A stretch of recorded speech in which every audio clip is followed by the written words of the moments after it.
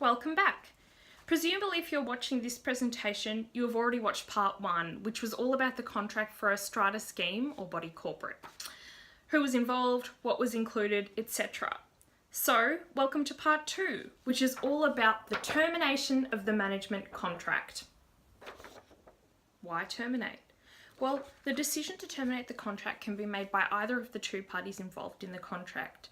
As you may remember from last week's presentation, this is either the strata scheme, who are the owners and therefore members of the strata scheme, also known as owners corporation or body corporate, or the other party, which is the strata manager, who's the manager appointed to manage the scheme.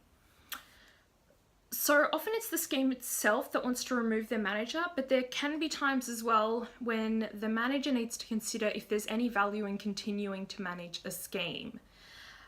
As with everything else strata related, there's always different variables, so it can be dependent on the individual scheme and the property itself for why that decision gets made. So what are the reasons for termination? Well, I like to think of it as a bit of a pyramid of termination because there's different levels and they sort of interrelate, but there's sort of a level of severity that tends to differentiate them. So the level 1 for me, which is the base level of my pyramid, is mild reasons. So this is basic run-of-the-mill, fairly uncomplicated reasons. So things like poor service. This is one of the typical reasons that a strata scheme chooses to remove a manager. Basically, if they're not operating as the scheme would expect them to operate in their management of the scheme. They may not answer emails, they may be a bit slack with paying invoices, anything like that, which is totally a reasonable reason for the scheme to want to terminate the manager's appointment. They could also be acting under bias. So as stated in presentation 1, a manager is required to act in the best interests of the scheme at all times throughout their management of the scheme. So that's mainly a neutral advisory role. And if the scheme perceives that the manager is attempting to influence the scheme in a certain way, then they may decide the current management is not benefiting the scheme as it should, and they may choose to remove the manager. So cost. In my own experience working in the strata management office, I think one of the main reasons I hear the managers in my office take phone calls from people searching for a new manager is because they're hoping they can get a cheaper rate elsewhere. So often a scheme may want to just explore if they can get the same service at a more competitive rate from another manager. Well, level 2 of my pyramid of reasons for termination is more serious reasons. So these are issues which are pretty much necessitate the change of management. The scheme's observed some sort of behaviour or action from the manager which they view as a significant concern and cause for potential removal of the manager. These might be situations like if the manager's acting without disclosing. So as per presentation 1, a manager needs to advise if there's any sort of relationship where they receive a commission or have another sort of financial gain or benefit from a relationship either with an insurer or with a business or a contractor. So if a manager doesn't disclose this information to the owners, they could be acting in a biased manner based off this, and that impacts on the treatment of the scheme. Behavioural reasons, they're fairly self-explanatory. The manager or their staff are perceived to be acting aggressively or in an unprofessional manner towards the scheme and its members, and the scheme may decide they don't want to put up with that anymore. The last one, which is sort of getting to the top of the pyramid, is criminal activity. Most commonly, this can be misappropriating the scheme funds. So this gives the scheme the right to remove the manager immediately, but the manager may also face some criminal penalties for this behaviour. And now we get to the peak of the pyramid, legislative reasons.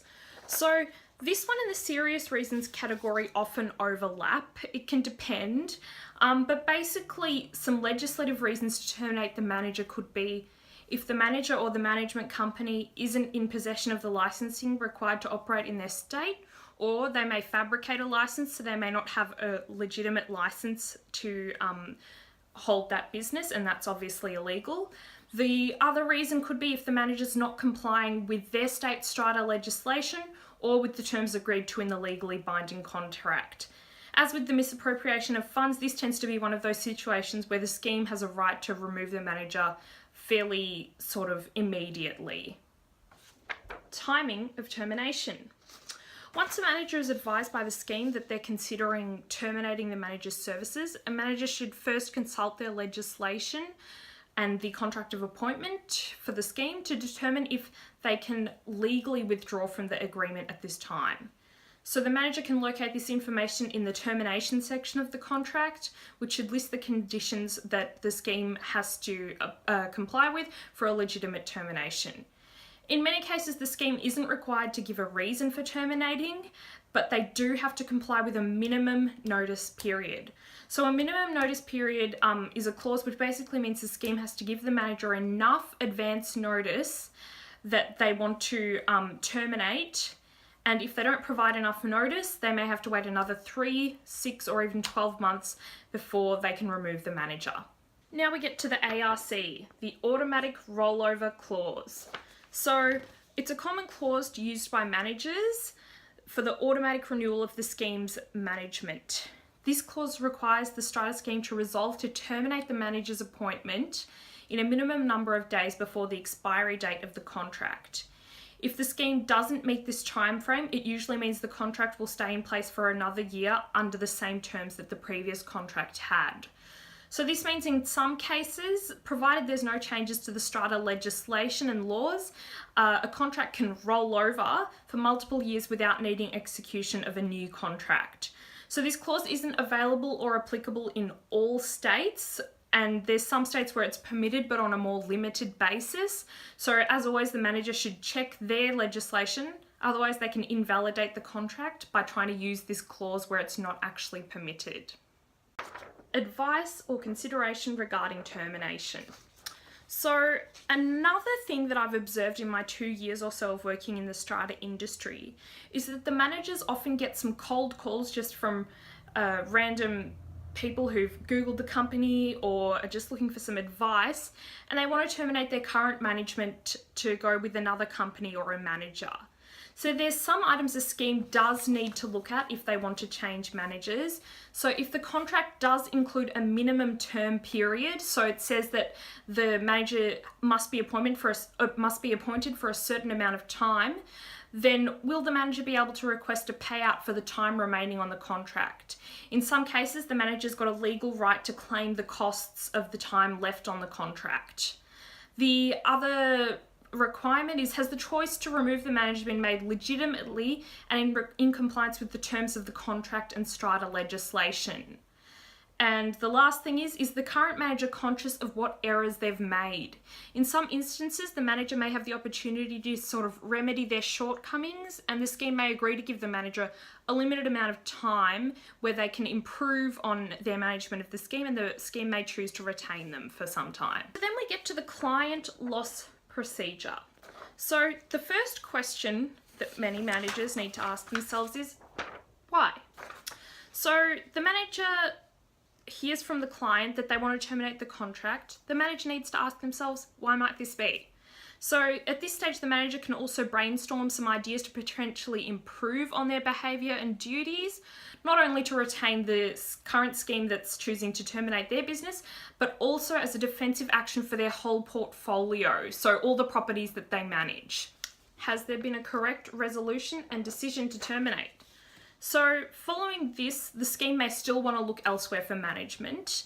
If this is the case, the manager needs to ensure that the scheme's decision to terminate is accurate with regards to legislation and that the correct amount of notice has been provided. Now, if all of that is above board, the manager then needs to prepare the scheme records.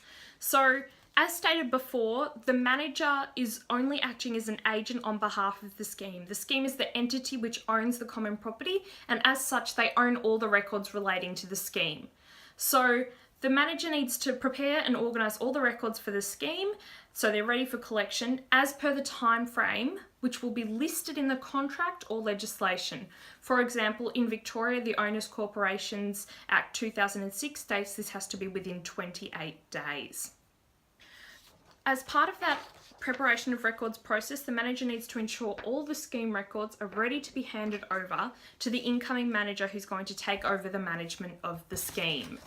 So Once it's been confirmed that determination is legitimate and accurately made, and the manager has confirmed the correct date by which they need to hand over the scheme documents, it's time for the handover process to begin. I'm not going to go into the detail of the handover process because it is quite a lengthy process, but what it basically involves is the manager needs to get all the documents they've collated for the scheme. If any of these are in an archive off-site, they have to make sure those get returned. They have to sort out the financial affairs of the scheme, so this may mean transferring strata funds over to the new management, or alternatively writing a check for the scheme with their remaining balance, making sure there's no insurance renewals or anything like that that's going to fall in between the two managers managing the scheme. So it's a lot of housekeeping and making sure that everything's above board. And it's important that the manager also chooses to keep a copy of the contract of appointment in case any claims arise in future that may relate to their management of the scheme. So that's it. The scheme moves on to their new manager, and the manager will undoubtedly receive a new request from a new client for management, and the whole process starts again. So the circle of strata life begins anew. So as you already know, this is part of 2 of my presentation for my Certificate 4 with RMIT, and part of the assignment is to seek feedback from my viewers. So please leave a comment below or fill out my feedback survey. I've left the link for the Google form below. The responses are anonymous. They're purely just for evaluative reasons. Thank you very much for taking the time to watch my presentation. Bye.